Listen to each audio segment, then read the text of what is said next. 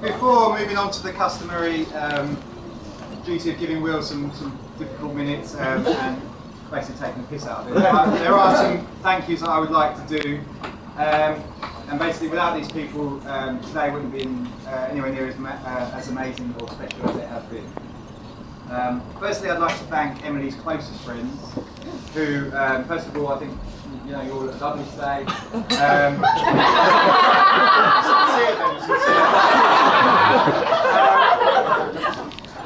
I've done a fantastic job, not least in making sure that actually Emily went through with it. I think we'll all agree that these ladies are only eclipsed today by Emily herself, but I think it looks absolutely amazing.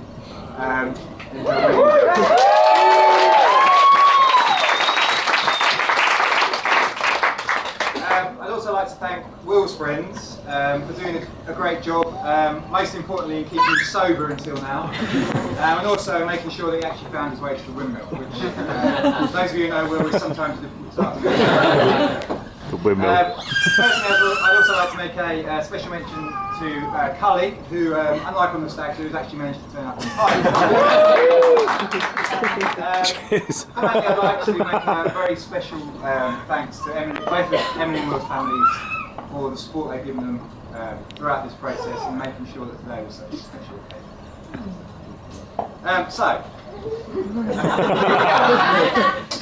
Wait for it. They say that a good best man speech is like a miniskirt. Short enough to be interesting, but long enough to cover the essential. So here we go. As Will's best men, as we were, our main responsibility was to make sure that he arrived on time, looking relaxed and looking good. Now, for those of you who know William particularly well, these are probably descriptions that don't roll off the tongue. Therefore, it was safe to say this was quite a difficult task for us. However, here he is, looking particularly less sweaty and more relaxed than he did a few hours ago. Before writing this speech, we were given the helpful advice from William that he couldn't actually decide on who he wanted his best man to be. Now, I'm not sure if that reflects more on William being particularly indecisive or the fact that he perhaps didn't trust one of us enough to do the job. But he basically said that he'd like a group of us to sort of get together and come up with some ideas and sort of create a combined wedding speech together, which was really helpful and made things look more complicated. Which again, thanks a lot, Will, as well. But we decided, once we sort of got together, that perhaps we should get some tips. So we decided to look on the internet for some ideas. And this turned out to be an inspired suggestion. We found some terrific sites, but after about 3 hours we realised that we were actually meant to be looking for weddings. It wasn't a complete waste of time though, and we did end up with one mail order bride and a number of us are now friends with a transvestite Hell's Angel.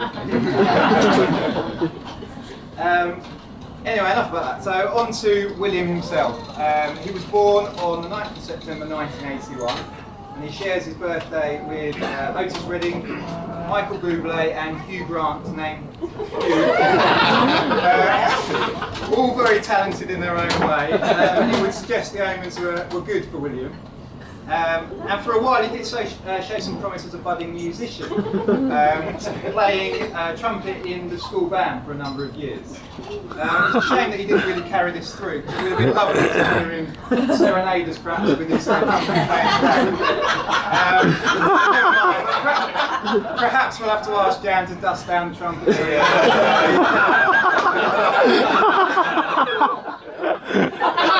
And the key.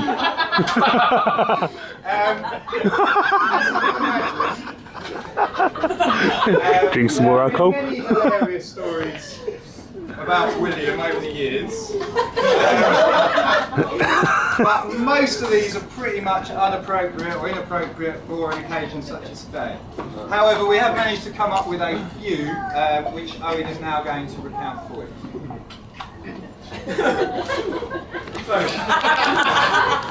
Will was a bit of a slow starter at nursery and was very different to the other 5-year-olds. Because he was the size of an 11-year-old. I can tell you it's very well read. He got through at an early age all of Derek Reader's wife's collection.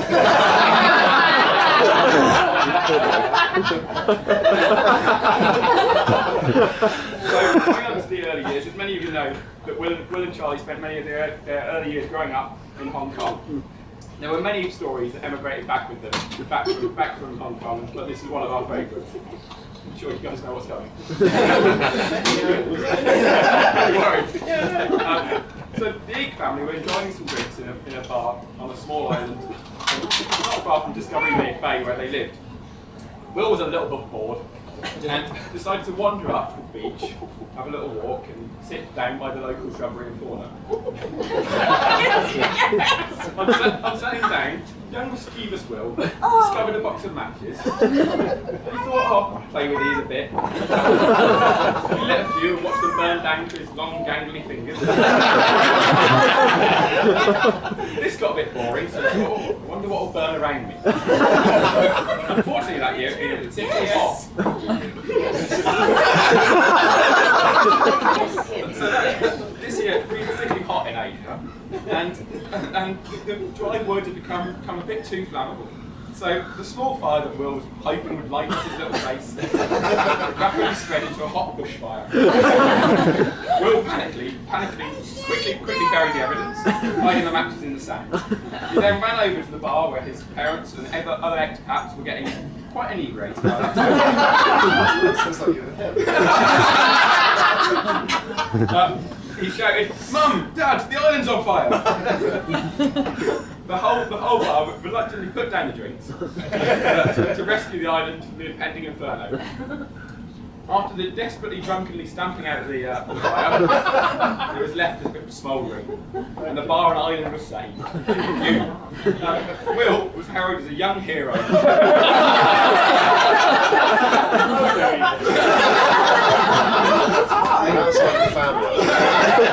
Discovering the fire and alerting the sozzled, I can't say that word, no, that's good. Sozzled expats of its existence.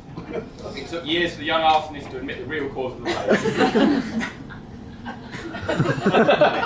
So, Will arrived on our shores at Saffron County High School in 1994. As he mentioned, he quickly tried to impress the girl with his Kirk Vane locks and his talk of his international rugby career. Apparently, he was very big in China.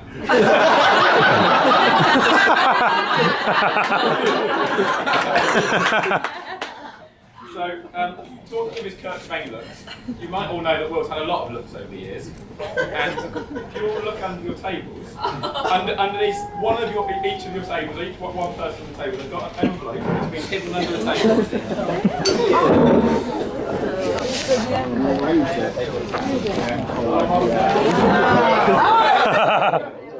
You can hold it up. I was wondering what that was.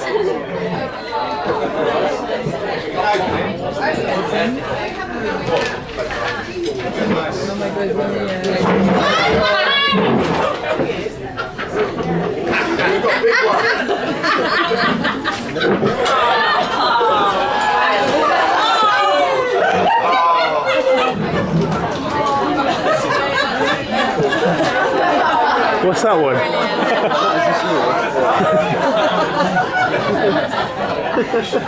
What is it? He's in drag. Not usual. Is that New Year's Eve?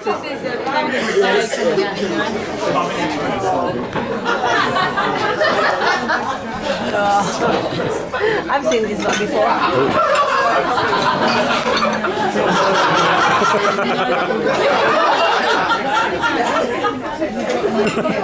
Have you got that one? It's Cat Neil. See that one? I might borrow that later. You might be asleep. If you want to pass those round so everyone can get to see Will in all his glory, fantastic. So, he instantly made an impression on us by turning up at rugby and tackling Joe Mercer, who was one of the school hard men, and at 13, he had the sort of facial hair that Will's only now managed to achieve today, and Ben still dreams of. We all became friends with Will throughout the course of sorry.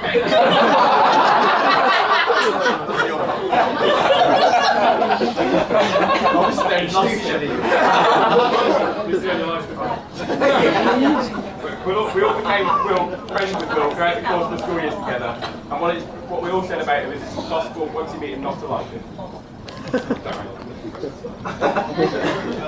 So Ben's parents will attest to this. They regularly had him over to stay on weekends. This is due to Will's parents choosing to live in Essex's most remote farm, and presumably due to the early years of Will learning to play the trumpet. On one occasion, Will decided to stay over and make a little special concoction of a drink. This was a gin and red wine. Silly you might think, but this is especially silly when you realise that he was trying to spike my drink. On failing to do this, probably because as normal I'd fallen asleep, he decided the only logical thing to do was to drink this himself. He didn't like to see good alcohol going to waste, the trait I believe passed down from his father.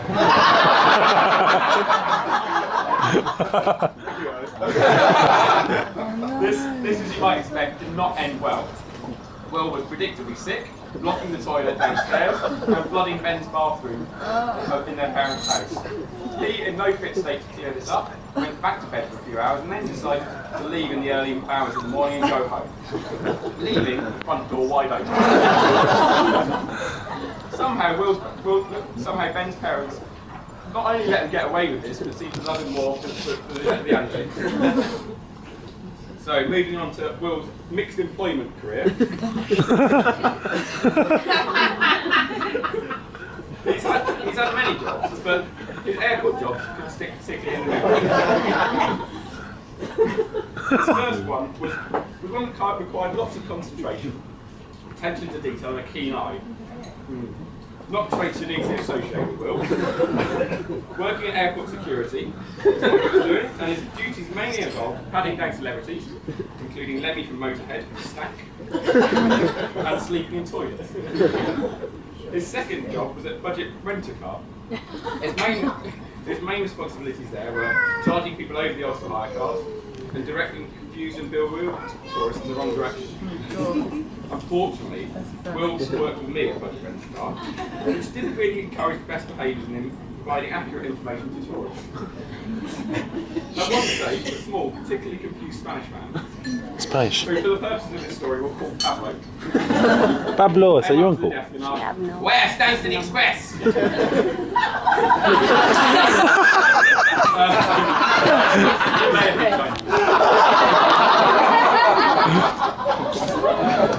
Will in a flash replied. He replied and pointed Pablo down the airport. But unfortunately what Will pointed to was not the entrance to the train station, but was the little car towing the airport trolleys. To our amazement, Pablo then walked over to the trolleys and started to clamber on the back. It was only as repeatedly shouting, "No!" that prevented poor Pablo being transported down to Zone A on the back of the BAA trolleys. So, we've got a special surprise for you, Will.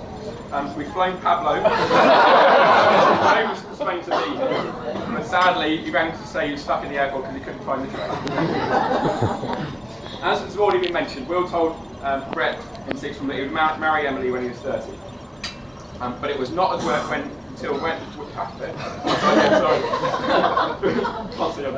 it's not when Will moved to London to live the dream of selling classified advertising space in random publications, Ferret Weekly and Forthcoming News. He became close to Emily. Some would call it stalking, but luckily Emily didn't see it that way, and eventually she was worn down enough to go out with it. So, as previously mentioned, and in the box, there are many stories about Will, but sadly only a fraction are suitable for this audience. I'm sure if you get him enough wine, he'll tell most of them later. Now, weddings are always proud moments, especially for parents, and I can imagine, not being a parent myself, but are often a day for not that I know of it.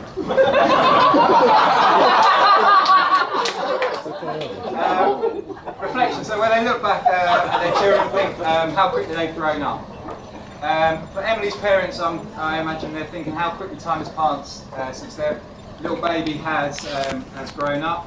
Will's, on the other hand, I imagine are probably wondering when the baby will actually grow up. It's strange how history repeats itself though. 30 years ago, Chris and Jane were sending Emily off to bed with a big dummy. And here we go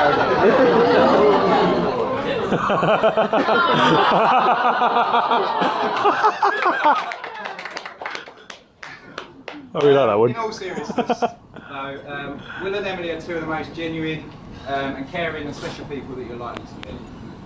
They've been best friends for most of their lives, and I'm sure you'll all agree deserve every happiness in the future. If there's such a thing as one person's one true love, then I would say that these two are the benchmark for that thing, for that statement. Or at least Emily is for William. I'm pretty sure that Emily tried desperately to avoid this ever happening.